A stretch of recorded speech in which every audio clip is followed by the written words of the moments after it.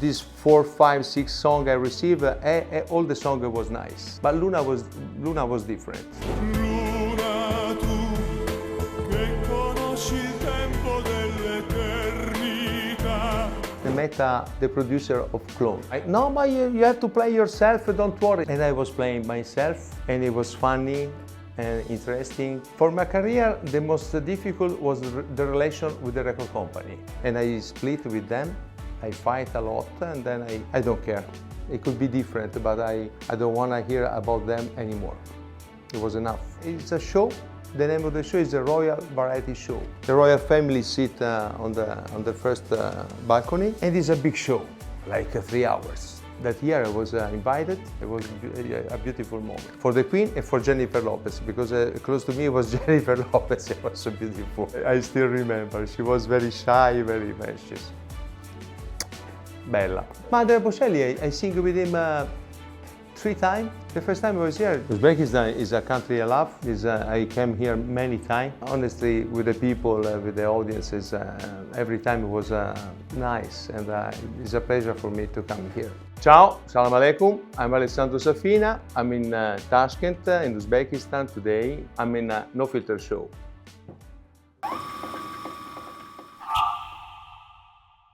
Tell us about your childhood and your artistic background. My childhood I was born in Siena. It's a beautiful small city in Tuscany.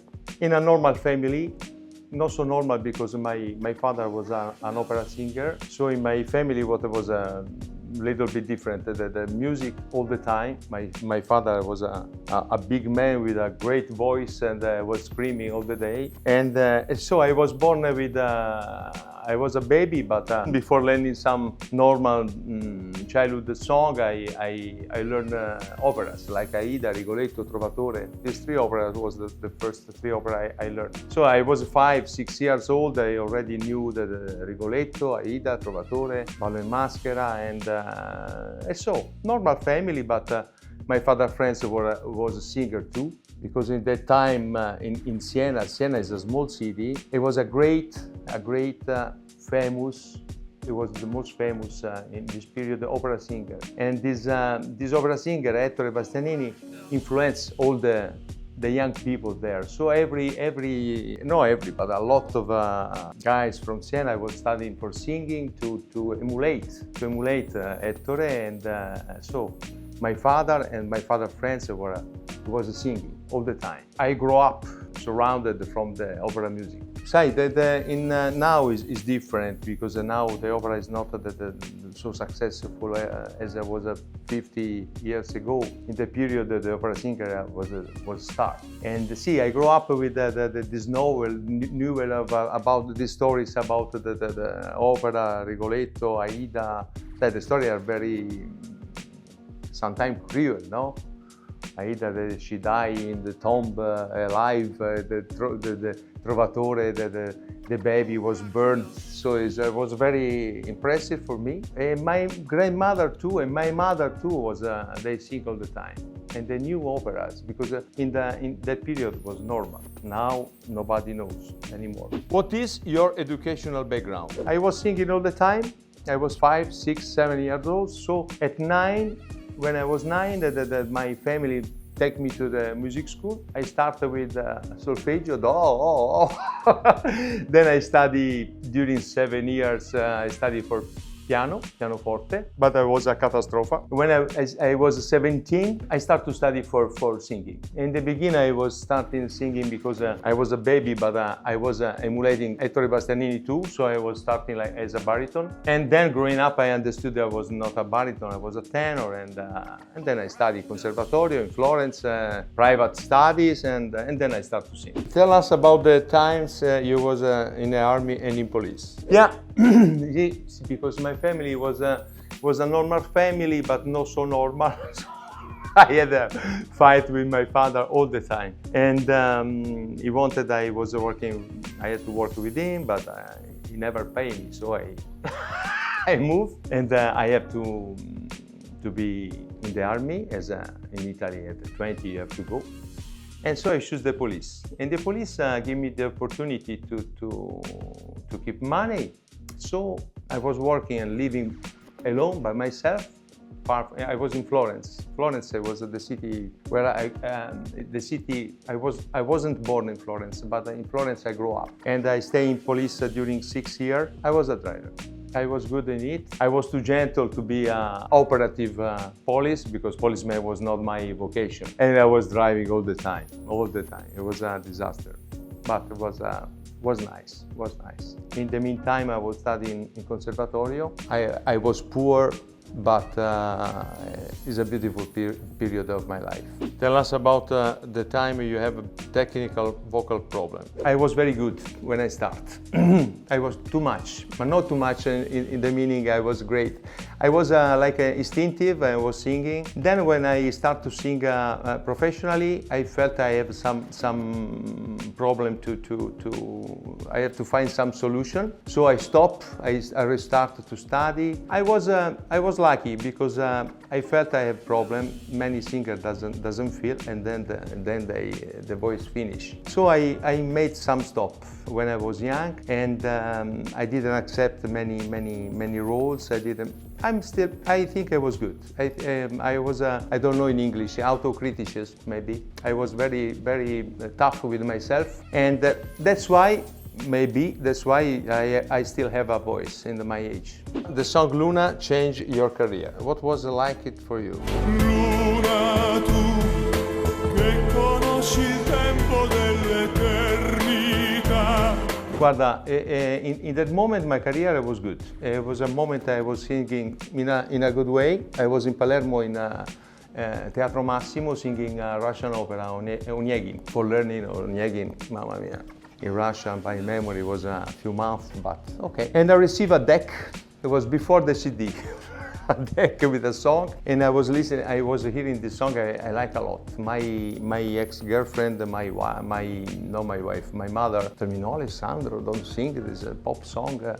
You're a tenor." But honestly, I felt I like a lot. So when I finished the last representation of Onegin in Palermo, I fly to Rome. Instead to fly to Florence, I fly to Rome, and I met this musician, Romano Musumarra. We recorded this song. It was not Luna. It was another song, La Sete di Vivere. And Romano sent to the record company. It was the Friends Universal. And they asked, after 1 week we received the answer, they asked a few songs more. And Romano was composing, was sending me a few songs like Ara in Memoria, Insieme a te, Mirto e la Rosa, e Luna. Honestly, these 4, 5, 6 songs I received, all the songs was nice.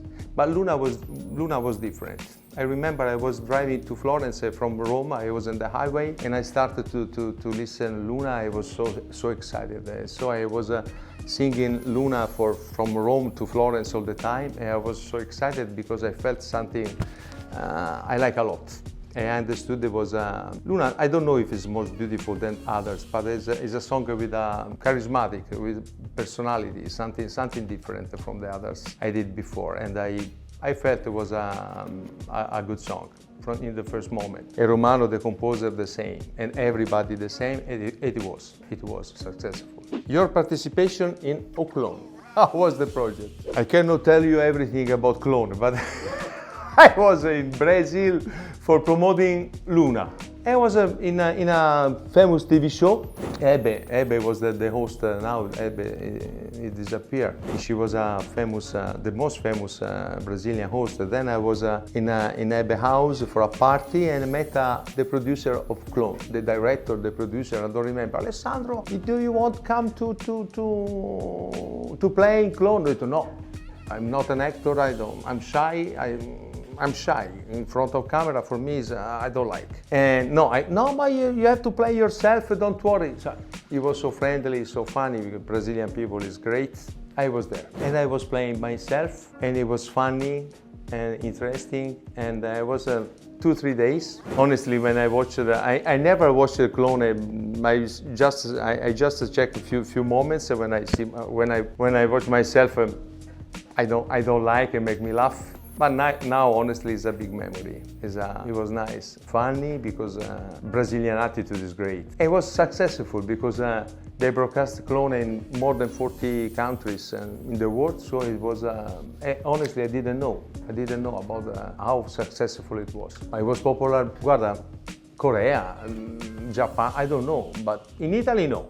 South America, Russia is everywhere. Everywhere, no, but more than 40 countries. Uzbekistan too.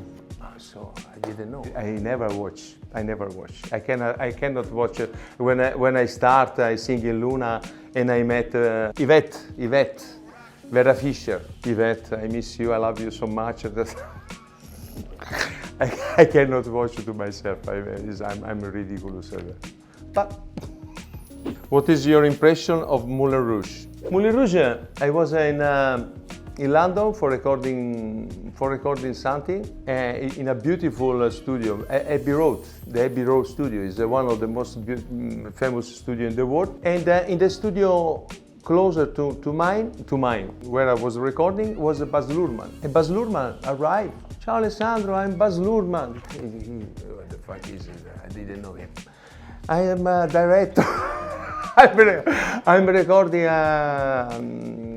He was editing the soundtrack of Moulin Rouge. So he invited me in the studio. I understood that Baz Luhrmann was a genius because I 6 months before Moulin Rouge was broadcasted, I saw his work, his job. It was amazing. The scene when from the sky he entered in Moulin Rouge. And he asked me to sing something, and I did with pleasure. And it was your song.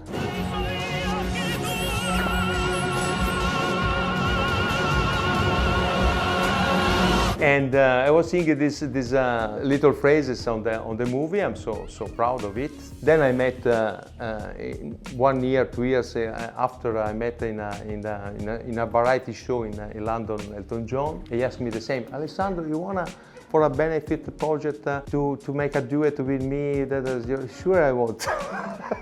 It was nice. It's a great memory. What difficulties have you faced in your career? For my career, the most difficult was the relation with the record company, because I met in the beginning great people, and then after, when they tried to improve my career, I met people so unprofessional. They didn't know anything about music. They just take care about their job, and instead to improve my career, they destroy. And I was honestly the relation with the record company for an artist, honestly, is a disaster to be in contact with that kind of people, because they are shit. They are mafiosi.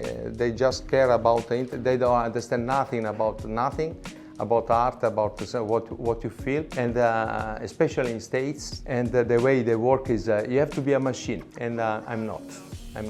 I get nervous, and I'm very no. It was difficult.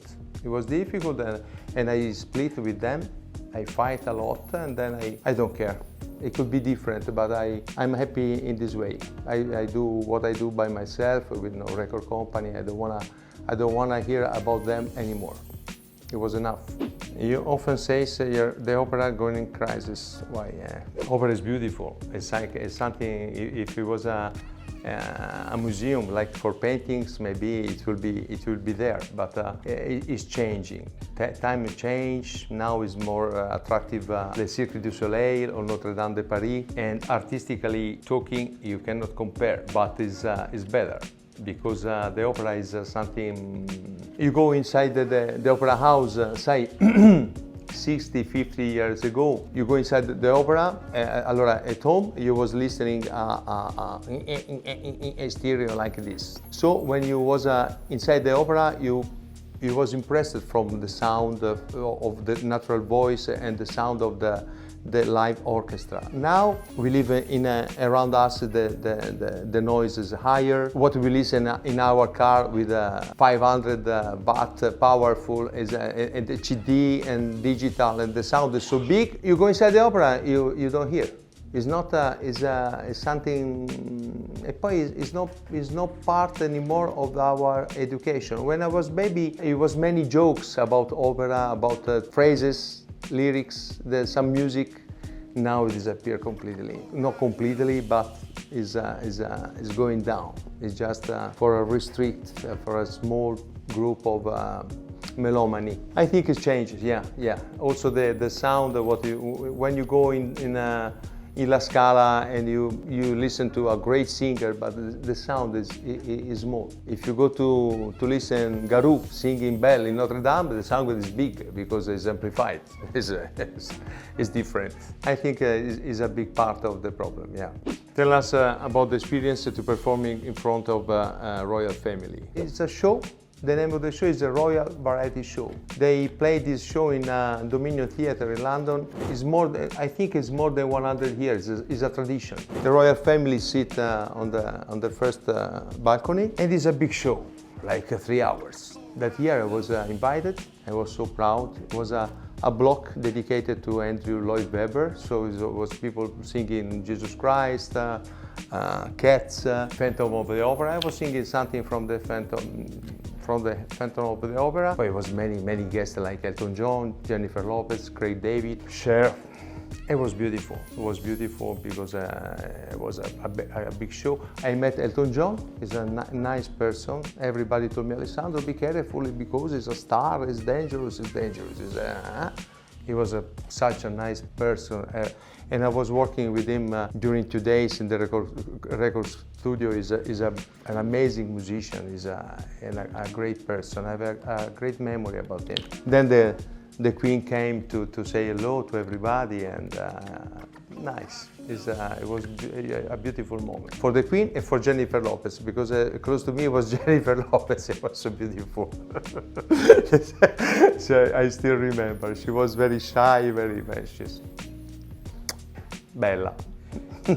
Is that true that the Queen was kind of your fan? No. No, I don't know. Somebody told me, I was so impressed. But I remember Her Majesty, because they teach you before to meet her how to talk to her. Her Majesty. Are you Italian? I'm Italian. Oh, it's so far, not too much. It's 2 hours flying. She was telling me this. It was an important queen. It was important queen. Imagine she was born before the Second World War. She met Churchill. She was a baby during Hitler period. Her life was really. She was important. Now it's different. What collaboration have you had, and how do they usually come about? Guarda, collaboration come in 2 ways. When you met somebody you like each other, and it happened to me sometime, and I did something good, like with Elton John, with Chrissy Hynde, and sometimes the record company made some duet. They want to make some duet, and they put you together to somebody, and the result is what they deserve. It's nothing. That's it. Honestly, I have some beautiful collaboration, but not a lot, not many times, especially with the record company. It's fake, something. Andrea Bocelli, I sing with him 3 times. They invited me once. I was here the first time. The first time I was here, nothing. Ciao Andrea. We was born in Tuscany both. Andrea is a star. He's a worldwide star. He's a great. And then we sing in Romania, in Bucharest, in Cluj, 2 times more. He's a nice man, Andrea. Very gentle. He's a nice person, really. Emina is a friend. I was in Crocus. Now Crocus is destroyed, unfortunately. After a concert in Crocus, we was driving to the hotel in Moscow, and on the radio was Mare Mare. I never heard this song before, and I fall in love with this song. I still have the video in my mobile. Sospesi nel blu.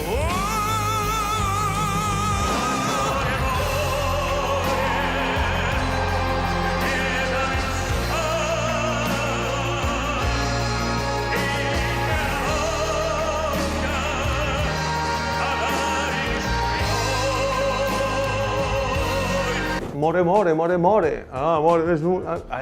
Beautiful song, beautiful song. I was back in Italy, I translate, and then I make the lyrics, and I was singing my version in Italian. I already knew Emin, but I didn't know the Emin father was a great friend of Muslim. Emin is full of, in his childhood, he has many pictures with the Muslim, Megamayev with Emin in this harp. So Emin grew up in the meat of this great artist. So when he heard my Italian version, he asked me to make a duet, and that's it. And we make another version, a little bit more modern, and nice. It's nice. We sing guarda, many times in his festival, because he organized this. It was a Jara festival. Now it's a Dream Festival, and they were singing 5-6 times together this duet. Si, in Azerbaijan. Are you the same person on stage as you are in the personal, private life? Si. I try. I think. I do my best. Sure, on stage a little bit, I'm shy. I'm shy. So, but I try to be myself. And my old friends always tell me something, make me pleasure, because they tell me all the time, every one of them, they tell me, Alessandro, you didn't change, you are always the same crazy person, and I try to be the natural. I'm a little bit crazy, I'm a disaster here, a little bit strange, but honestly, I think to be a good person. I try. What is your impression of Uzbekistan? Uzbekistan is a country I love. I came here many times, and unfortunately, this time I stay a few days more. Say when I come, I repetition, concert, then I move. So I don't know, but I have beautiful memory here in Tashkent, in Samarkand, and honestly, with the people, with the audiences, every time it was nice, and it's a pleasure for me to come here. What would you like to say to your fans and audience? Thank you. I hope I did, as always, I did my best, and I hope to be back next year. A big hello to my Uzbekistan fans, and also to everybody.